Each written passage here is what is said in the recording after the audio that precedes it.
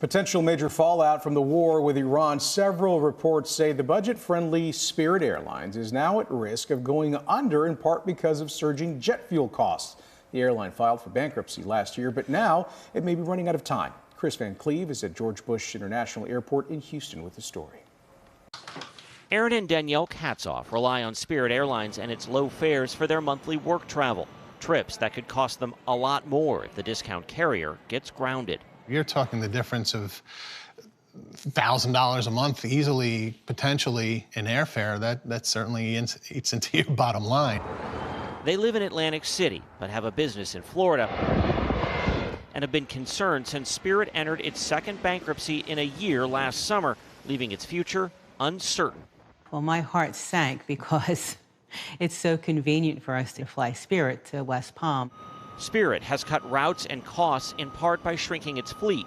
The airline had more than 200 jets when it filed for bankruptcy last August and planned to have around 80 by the third quarter of this year.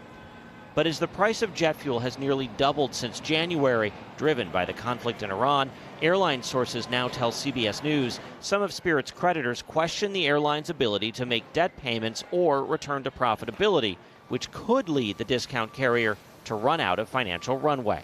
Does it keep you up at night? Absolutely, every night. Tim Kroll is the Atlantic City Airport director. He says Spirit is about 85% of their business. We're hopeful that they'll be able to get through their restructuring, but we just have to wait and see what happens. If Spirit were to shut down, what would be the impact here? Enormous in terms of jobs, the concessions, the ground handlers at the airport.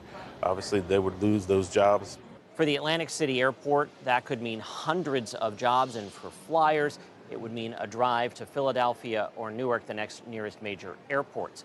Spirit is declining to comment on these reports in the financial press that it could face liquidation in the coming days. The airline says it does not comment on market speculation or rumors. And we hear that as far as people at the airline know, there are no plans to change its operations. Flights are operating today as scheduled. The airline is still accepting reservations. Chris Van Cleve, CBS News, Houston.